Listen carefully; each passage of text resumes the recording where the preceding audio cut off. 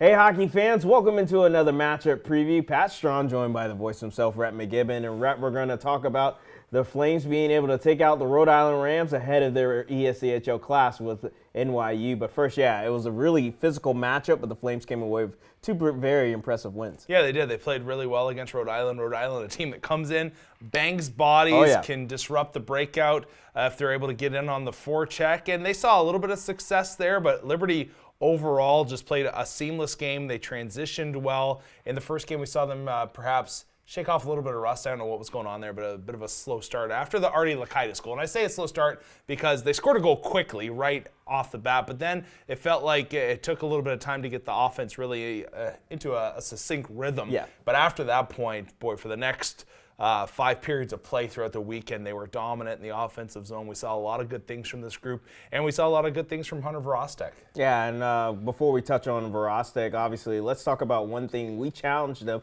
even more so you talked about it when you talked with Coach Handy, about how the specialty teams need to be better. And boy, they scored 4 power play goals this weekend, and then also not only were 100% on the kill with the penalties, but even more so, they got a shorthanded goal too. Yeah, they looked extremely just dialed in, I guess is the right word. Yeah, dialed in, focused on special teams play. And it all started on the power play. Night 2 is the good night. You had Garrett Nelson doing his thing, walking across the line, just getting shots on net. Victor Blomberg posted up in front of the goal. He was dynamic. You need that. You need a net presence, and Blomberg did such a great job of that in night 2. And then the PK, I think they adjusted some things on their neutral zone trap. And if they did, and if I'm right, I really like the way it's working. They're disrupting teams, or Rhode Island, tremendously when they're trying to come through the zone, not giving them a chance to set up. They did a great job on first opportunity clears that didn't take the Flames 2 or 3 times like we've seen sometimes throughout the year to get the puck out of the zone.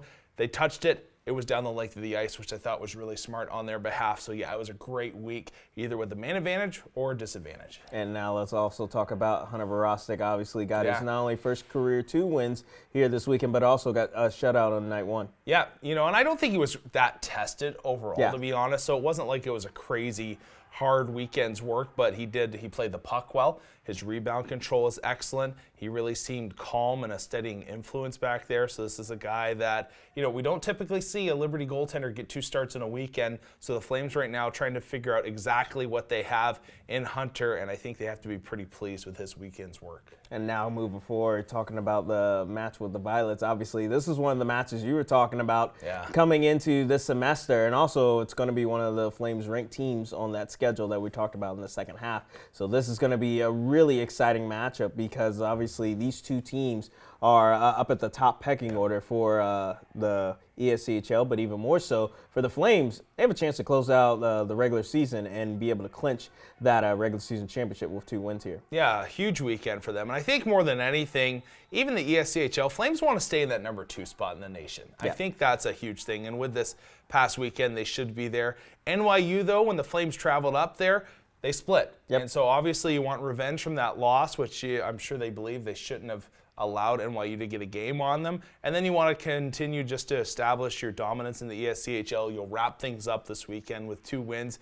And but NYU is a team that has given other programs fits throughout the nation. This is not a bad hockey team. This is a team that, in all honesty, if they played really well, could come into Lynchburg and take 2. So the Flames need to be prepared. You can't just rest on your laurels throughout the season and say, hey, we're going to walk out there and be able to get 2 wins easily on these guys. This is a team that, I said, top 25 in the nation, a group that can put some wins on the board. They've proven that throughout the course of this year. And they're just one of those teams that I wouldn't say that they do any one thing really, really well. They just seem to be able to hang into games. They get the goaltending needed, and then they capitalize.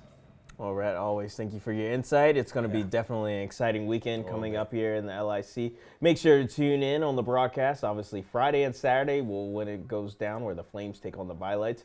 But in the meantime, as always, make sure to follow the Flames on social media. As always, that's Rhett McGibbon, and I'm Pat Strong.